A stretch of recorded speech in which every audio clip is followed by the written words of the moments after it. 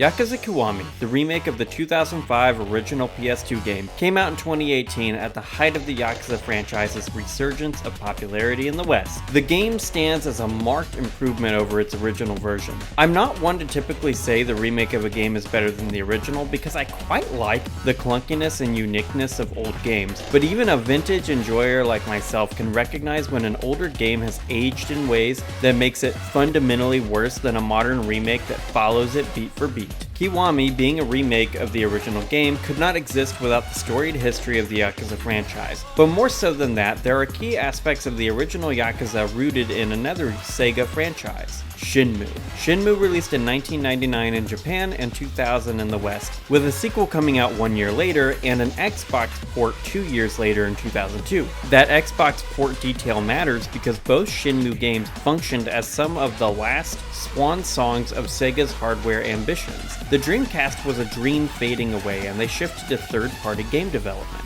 This is because Shenmue was not cheap. In fact, it was the most expensive game at the time of its development and marketing, costing Sega somewhere between 47 and 70 million US dollars. At 1.2 million units sold, Shenmue didn't recoup its costs. The story might have been different if the Dreamcast had casted a wider net, but Sega were outfoxed by Sony at every turn, and in the end they lost the console war they used to market their original Sega console, the Genesis. At the omega of their hardwired hardware holdings, Sega was left with little choice but to return to the drawing board and figure out how they were going to finish out the rest of the 6th generation. They would reuse assets from Shenmue for its sequel, and they would begin porting their back catalog of games to Nintendo's GameCube. The 6th generation was about change. There was an edge to this gaming generation that, retrospectively, is pretty cringe, but seeing as I was a young child at the time, I found the dark tones to games super cool. Sega needed a franchise that would play into this new gaming landscape crafted by the likes of Grand Theft Auto, Mortal Kombat, and other gaming franchises that sought to show how gaming was growing up with its consumer base. To this end, Sega decided to create a crime drama focusing on a crime syndicate never before the central focus of a game, the Yakuza. Rockstar was profiting heavily off the backs of urban gang warfare and the gamification of crime cinema, so why couldn't Sega do the same with the Japanese equivalent? But that begs the next obvious question at the board meeting when this idea came to fruition. What kind of game is this going to be? Should it be an open world sandbox like the Grand Theft Auto games, or should it be something more level focused like the majority of Sega games in their back catalog? No. The Yakuza franchise would be neither of these things, completely bucking the gaming design trends of the era. Instead, they would look at a failure from their past, iterate upon it, and create one of the best gaming franchises of all time. Yakuza Kiwami is a story of failure, of what it means to pick up the pieces after failure and to make a better life out of those shattered pieces. Yakuza Kiwami is the story about how Sega turned the financial failure of Shenmue into their most profitable gaming franchise, and the current flagship face of their entire company. Yakuza Kiwami is the story of how Shenmue walked so that it could run. You're watching Rayl Deal Games, and I hope you like this Rayl Deal review. With that intro out of the way, let's dive right in.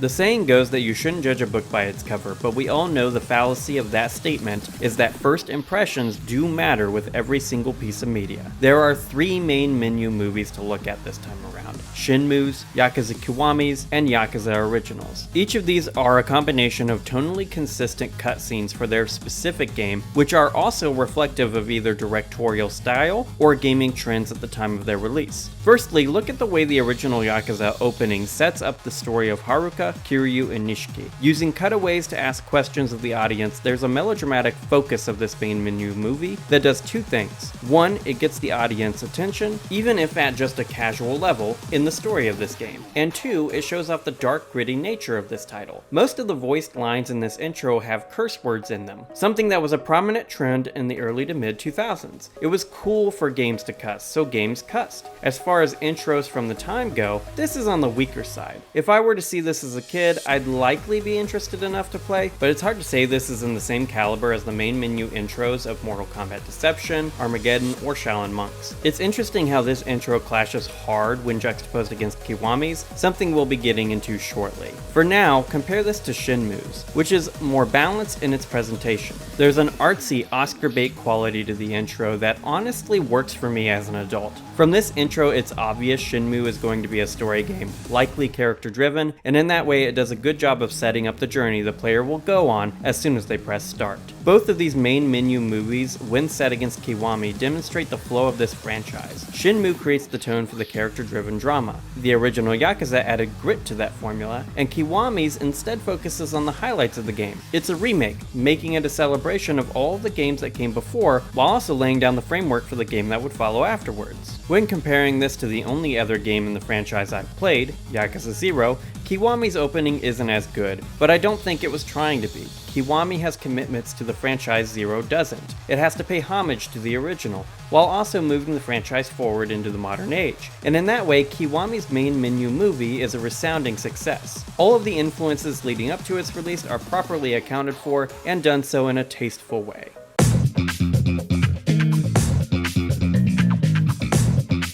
Yakuza 0's story is one of the best crime dramas I've ever experienced, and as such, I went into Kiwami with such unfathomably high expectations. While Kiwami doesn't quite live up to them, the story it does tell is not bad and does add decent resolutions to the character arcs established in 0. Obviously, I am fully aware Kiwami is a remake of the first game, so I'm not holding the parts where it falters the foreshadowing established in 0 against it. From this point on, I will be spoiling major plot moments from Kiwami, so please, if you haven't played the game and you don't want things spoiled from 0, Kiwami, and Shenmue, click away from this video for the nonce, and return when you've played the game. I'd love to hear how your impressions of the story differ from mine. In this section, I'm only going to be focusing on the elements of the story I feel are the most important for understanding the characterization of Kiryu, Date, Nishiki, Haruka, Yumi, and Majima. But my deeper analyses of Kiryu, Majima, and Nishiki will be in separate sections later on in the video. Each of those characters are dynamic enough to deserve their own individual sections, and I want to do each character the justice they deserve. That's also where the main brunt of my connections to 0 will be as well. The main thrust of Kiwami's plot is centered around the death of Sohei Dojima. Murdered by Nishikiyama, Kiryu takes the fall for his death and spends a decade in prison. Getting out in 2005, Kiryu tries to reconnect with his father and his adopted brother, Nishiki.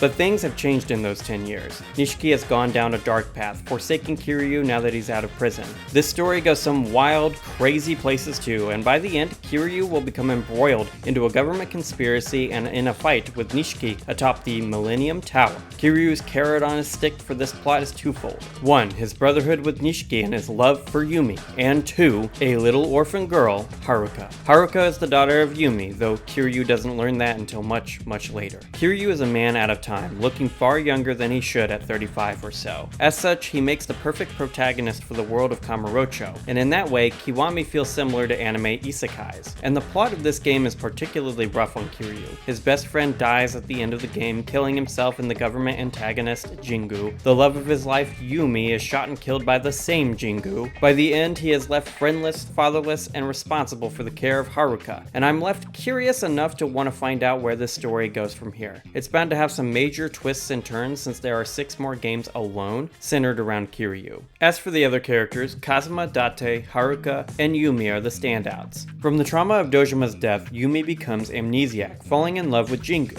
Together they create Haruka. When Jingu tries to assassinate her and Haruka, since their relationship is one out of wedlock, which is something he can't have as a top government official, Yumi plots to steal the 10 billion yen the Tojo clan launders for him with Kazuma, and they do so with the help of 3rd chairman Sarah, who is murdered once it is discovered the money is missing. Yumi gives Haruka the key to the wealth, a pendant that holds a picture of Kiryu inside. This shows her love for Kiryu returned with her memories, and when she dies, she leaves Haruka in his care. Thus, Haruka becomes Kiryu's living connection to Yumi, and her place in the story is justified. Date never believed Kiryu to be guilty of killing Dojima, and his story is one of a man disgraced by his refusal to give up on a case. Over the course of the game, we get to see how he's failed as a father in his pursuits, but by the end, he saves Kiryu from ending up in prison again. Kazuma is the last piece of Kiwami's puzzle. Sunflower Orphanage is a big deal in Kiwami, as Yumi, Nishiki, and Kiryu all grew up there. The big twist in regards to the orphanage is that Kazuma started it as a way of caring for the children of the people he killed as a Tojo clan hitman. I imagine that this orphanage is going to be a big deal in the future games, so we'll be talking a lot about this one, I'm sure, with either Kiwami 2, 3, or somewhere down the line.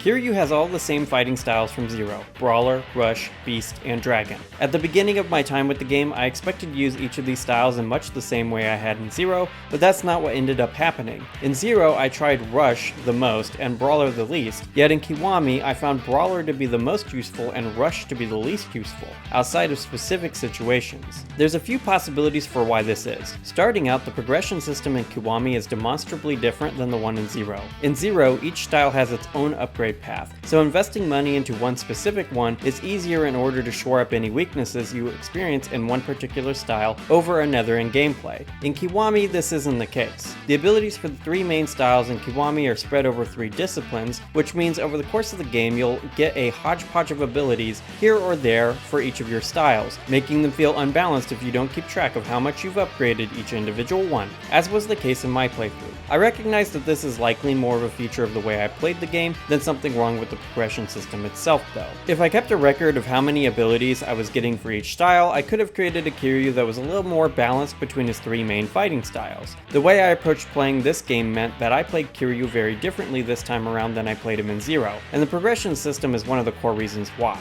The other reasons, the enemy mechanics and health bars, are the other reason why. I try to play games at the difficulty I feel the developers designed the game for, so I chose the normal option for this playthrough of Kiwami. I would not call this game hard, and I didn't even lose one fight over the course of my entire playthrough, except the first fight with Majima, where it seems like losing is exactly what the developers intended for the player. That being established, I found the enemies in this game to be a little spongy. They weren't so spongy that it ruined the gameplay, that's not what I'm saying, but there were several times throughout the main campaign where I felt the enemies took just 1 or 2 too many hits. I maxed out my damage buffing skills too, so I know it wasn't because of ignoring the right skills. The aspect of the combat I found actually frustrating were all of the knockdown effects. At times, it seems like every single enemy spams a combo or an attack that knocks Kiryu to the ground, making the player mash the X button to get up. I've been noticing more and more just in the past year that anytime a game makes me mash any buttons, for any reason, I can feel my fingers for several minutes afterwards, kind of numb and in pain.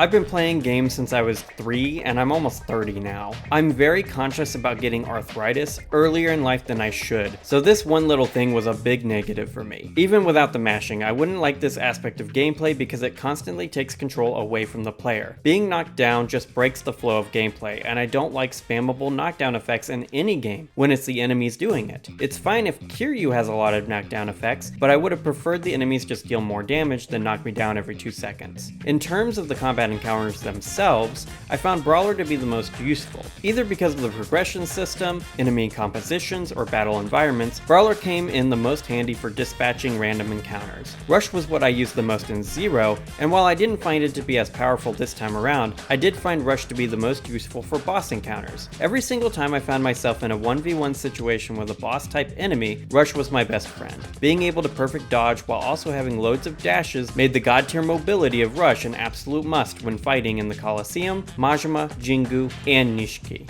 Beast was alright. There's plenty of times where Beast was super useful, but just like in Zero, if there weren't a lot of interactables in the environment, I found these style to be essentially useless. Dragon was the only style I didn't use enough to comment on at all. I only unlocked 7 things for it, and it's a shame because it looks like, from the skill tree at least, it would be a fun one. And not having the Dragon style did make the Nishiki fight a little tricky. You see, when you posture break the mini-boss and boss enemy types, you get the opportunity to use a climax action to deal insane massive damage to the opponent. To beat bosses quickly, these climax actions are crucially important. But in the Nishiki fight, the Dragon style is required for the climax action, and as such, I didn't get to utilize that mechanic in that fight. When bosses enter their vulnerability state for the climax actions, they heal fast, so in my Nishiki fight, he healed 3 full health bars, drawing the fight out considerably. I ended up using the Rush style to deal quick flashes of damage without ever dealing enough damage in quick succession to cause him to go into his climax vulnerability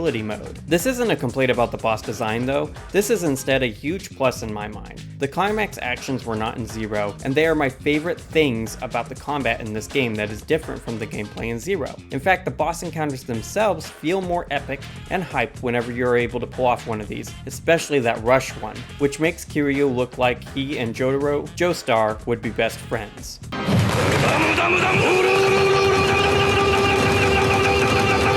With all of those details tallied, Kiwami's combat is a bit of a step down from Zero, but it is still some of the best 3D brawler gameplay that exists in a video game. But let's not talk about that Jingu boss fight with the two special forces guys. That was literally one of the worst encounters in any video game I've ever experienced, and that alone would be a reason enough to never replay this game again.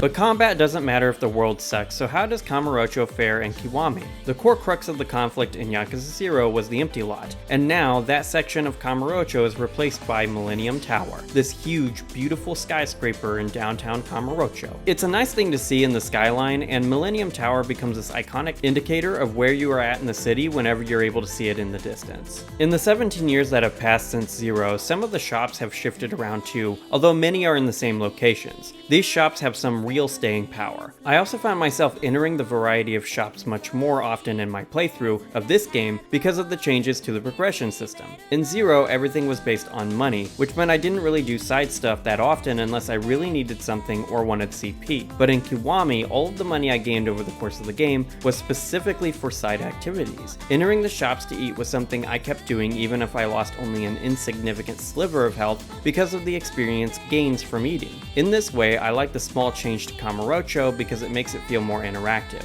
Side stories are integral to the Yakuza experience, but unfortunately I found the side stories in this game to be far less enjoyable than the ones in Kiwami. They're designed the same way, so they're not bad in that way, but the writing is definitely worse. I think this is more a product of the fact Kiwami is a remake of the first game, whereas Zero was something new and able to learn from the previous 5 games in the franchise. As such, the only side story that really stuck with me was the one with Shinuharu, the retired judo professional. Looking into him a little bit for this review, I love that he's based on a real guy. That somehow makes this side story with him more funny and enjoyable. To my chagrin, I never finished his questline though because I couldn't figure out which one of the many exclamation points on my map was tied to it, and I refused to use guides on my first playthrough of anything. As it stands, I love this rendition of Kamurocho, and I'm excited to see the city develop over the course of subsequent games in the franchise.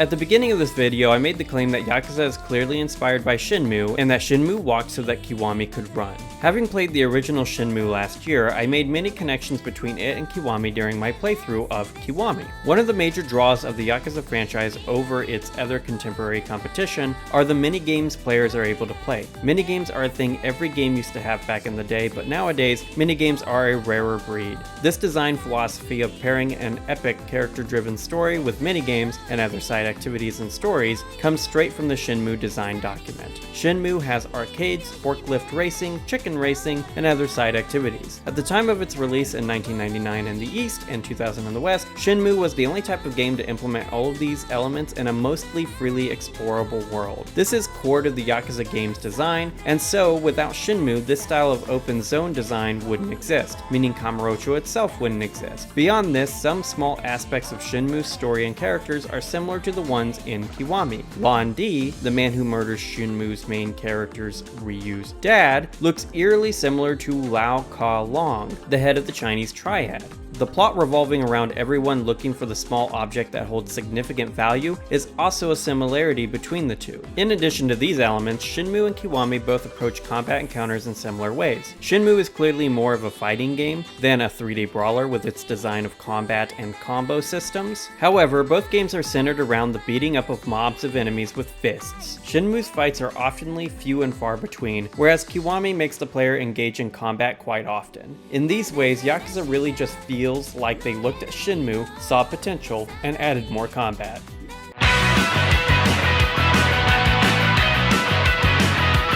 If you watched my last review, you'd know I love Majima, the Mad Dog of Shimano. As soon as Majima first encountered Kiryu, I knew he was going to remain my favorite. By the end of Zero, he had become so disillusioned with the Yakuza and his place as an easily manipulated piece in it that he intentionally changed himself to become something unpredictable. That's why in his first scene with Kiryu, he is so interested in seeing Kiryu's vision of an honorable Yakuza play out. An honorable Yakuza is what Majima was in Zero, and his honor and warrior spirit maintained true over the course of Kiwami. In some ways, Majima is Kiryu's best and only friend by the time the credits roll. And yes, I know Date exists and how he and Kiryu would be very close, but I'm just not a fan of that character right now. Majima's respect for Kiryu is shown throughout the batting cage scene, where he takes a stab wound from his own underling. He doesn't want anyone else to kill Kiryu, and I'm not convinced he wants to kill Kiryu himself. There's only one feature of the world and gameplay I didn't cover in those respective sections, and that's the Majima Everywhere mechanic.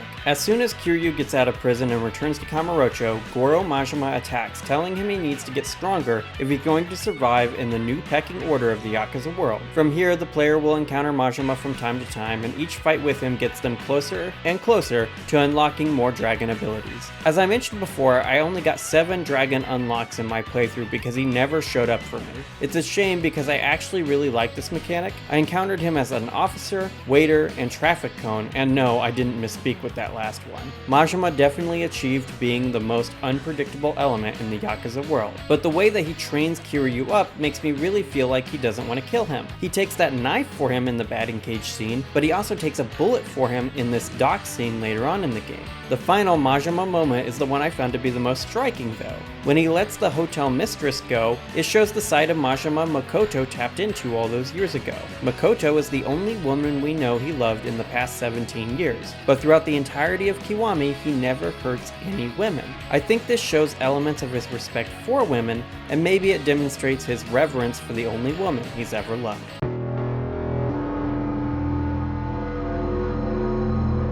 I spent a lot of time in my Zero review explaining all of the tattoos and their symbolic meanings for each major character. Everything I said about the tattoos in that review holds true, however, the tattoos for Kiryu and Nishikiyama become even more important. There's this scene in Avatar: The Last Airbender where Commander Shao kills one of the moon's kois, throwing the balance of their yin and yang dance off kilter. Nishikiyama and Kiryu are like these little koi fish. They balance each other, and when one of them is removed, Kiryu in this case, Nishiki is cast into darkness. Their tattoos play into this. Kiryu is a dragon proper in this game, powerful and wise, while Nishiki is a koi fish that circles him, maintaining peace in the world. When Nishiki starts down the path of evil, his internal tattoo, the representation of his spirit and soul, shifts. He comes to covet the status of dragon. And as the wise old tattooist says, the koi swims up the Yellow River, crossing the mountains to enter the Dragon Gate, and at the end of Dragon Gate River, the koi becomes the dragon. This is Nishiki's goal in Kiwami, to become the dragon of the Yakuza.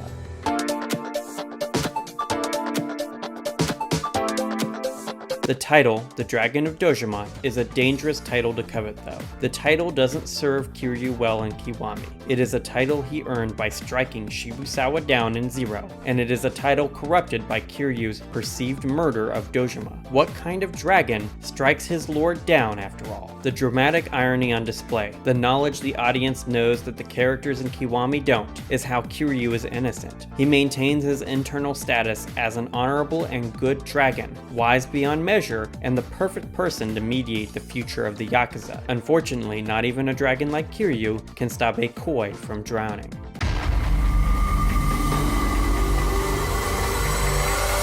Nishikiyama embodies the koi for most of the game. He is calm and easygoing at the beginning, and after he kills Dojima, he is seen as weak and docile. Nishiki lives in Kiryu's shadow, unable to swim out from under the Dragon Gate, and since he's unable to escape the shadow of the Dragon Gate, he instead goes against his nature, treads water, and begins to swim up the stream of Dragon Gate River, towards the title of Dragon. When Kiryu is put into prison, Nishiki loses his stable yang, being corrupted completely by his own yin. Balance is important, and that's what Nishiki loses through the death of Dojima. The climax of this happens when Nishiki eliminates his own ability to save his sister. She needs a life-saving surgery, but in his desperation to save her, he allows his primary collector to get the money needed by any means necessary. This collector eventually presses the only doctor able to save Nishiki's sister so hard that he leaves, and Nishiki is left with no way to save his sister. When he next sees his underling, he loses himself, killing once again. This time as the blood rains down his face, Nishiki is baptized and reborn, this time as a man of unfettered ambition, as a koi dedicated to swimming against the stream. This is Nishiki drowning, losing himself to the depths. Losing himself puts him into conflict with Kiryu, and by the end of their fight, Dragon Gate remains strongly shut, and Nishiki is once again fated to irrelevancy in Kiryu's shadow. So he takes takes his fate in his own hands, killing Jingu and destroying the Chojo clan's entire stash of money with the pull of a trigger. In this way, the Koi returns to balance,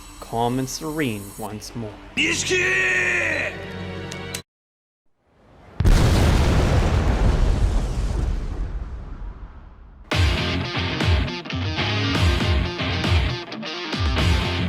So what's my final verdict of Yakuza Kiwami as a new fan of the franchise? It's pretty good, but it is going below 0 in my ranking of Yakuza games. It's not bad, and I actually do recommend you give it a playthrough if you like 0, but that's the operative part of my feelings regarding this game. 0 is the best place to start, and Kiwami does a good job of picking up where it left off, but more because of it being beholden to the original than anything else, there are aspects of the plot that don't hold up the foreshadowing in 0. In my reviews of these games, I want to update my top 10 characters in the franchise with each entry I finish, and there's minimal changes to my list upon rolling credits in this game. This is where the list stands now.